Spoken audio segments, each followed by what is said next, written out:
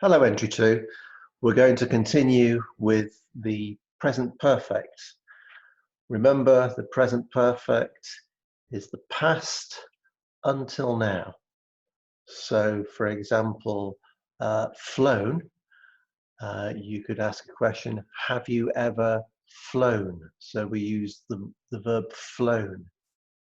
Okay, have you ever flown? Let's highlight that. So it's important to use the past participle when we make these present perfect sentences.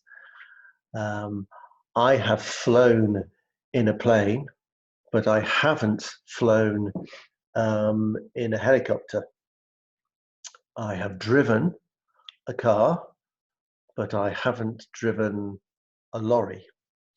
So that's what we're going to practice in the pronunciation.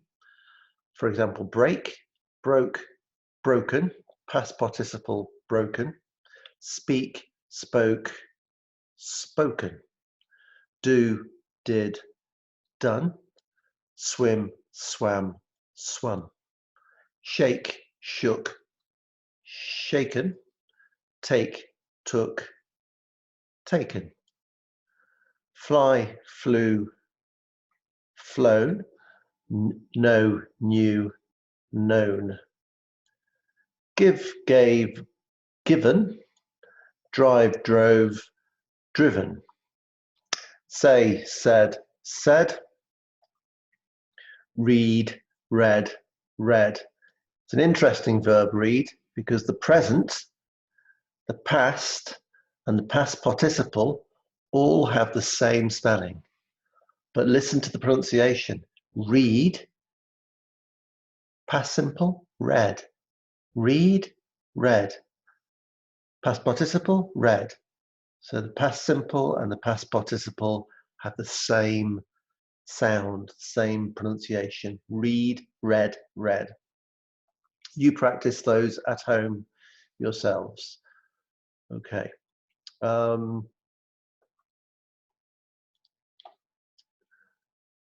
Let's move on to the reading and listening.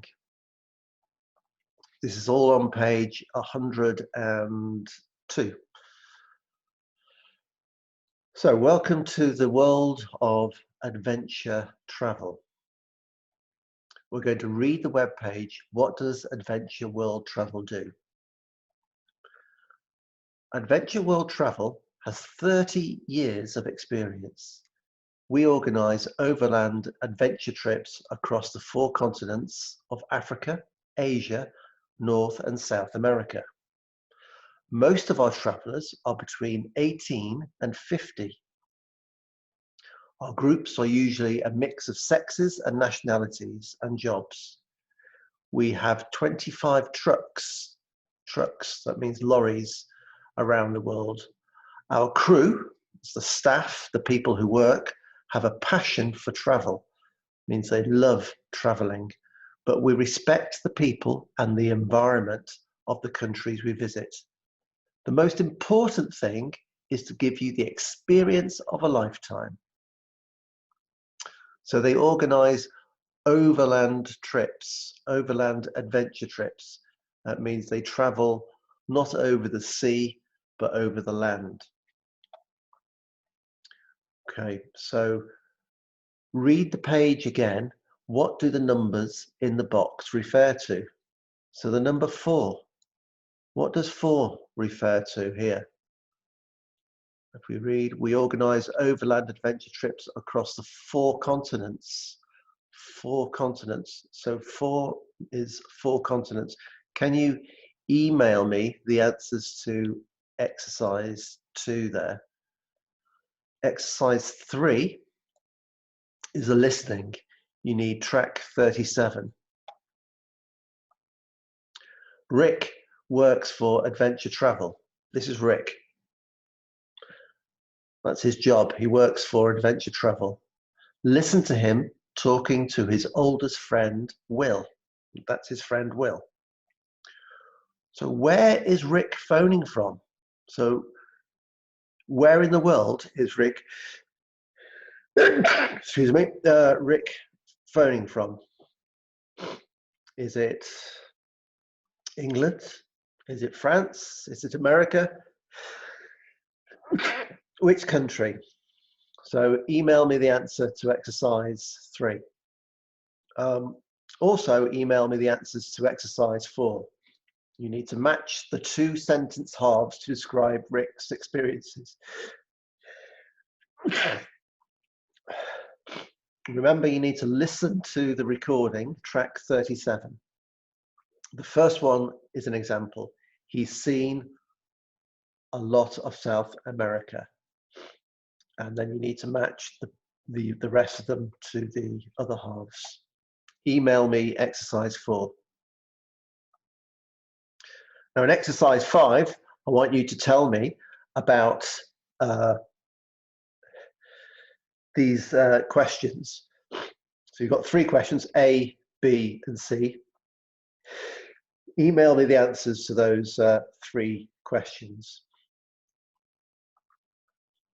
Moving on to page 103, we've got the grammar, the same grammar from yesterday, present perfect.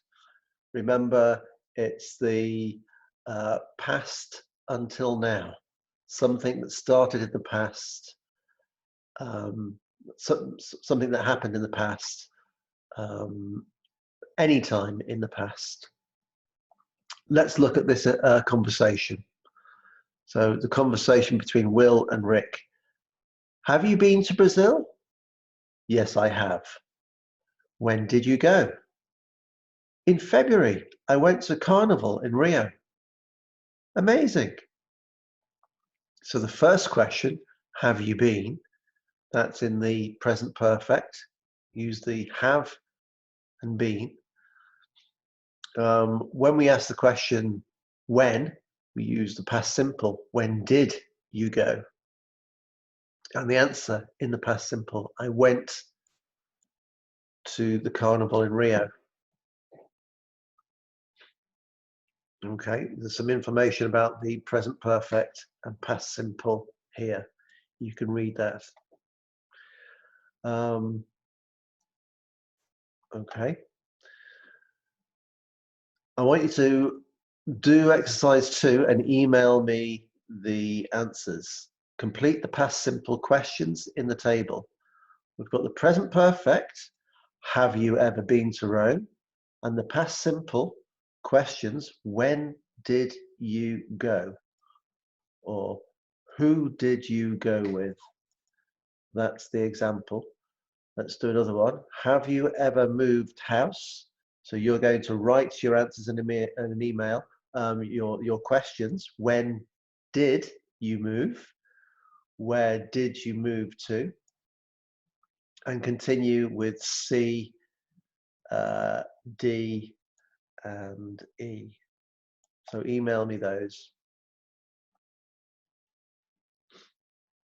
Okay, and then I want you to find a friend in exercise 3, find a friend and ask them these questions. Have you ever been to Rome? If they say yes, ask them, when did you go or who did you go with?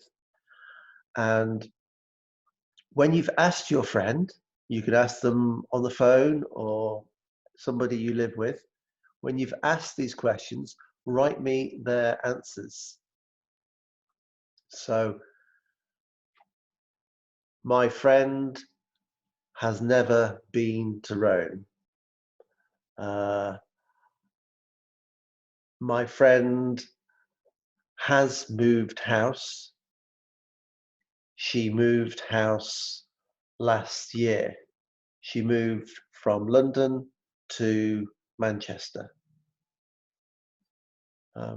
So you're writing not about you, you're writing about your friend. So you're going to write about these 5 things, A, B, C, D, E. Tell me about your friend in exercise 3. The speaking anecdote.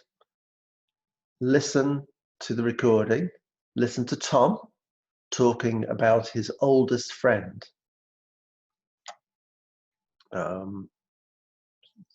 This is Tom, and this is his friend.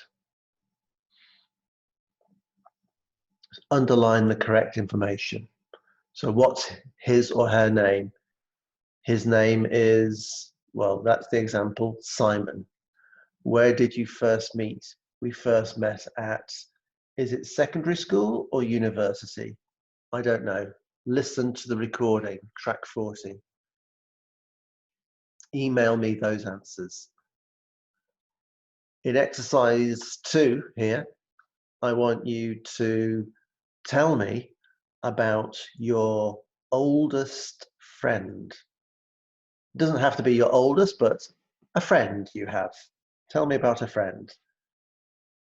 Answer the questions. What's his or her name? Where did you first meet? How old were you when you met? You can write these down, but I don't want you to email me the answers. Tomorrow, I'm going to call you on the phone and you can tell me about your friend. Please see my email for the times when I will email you tomorrow morning. So please be ready for my phone call. Okay.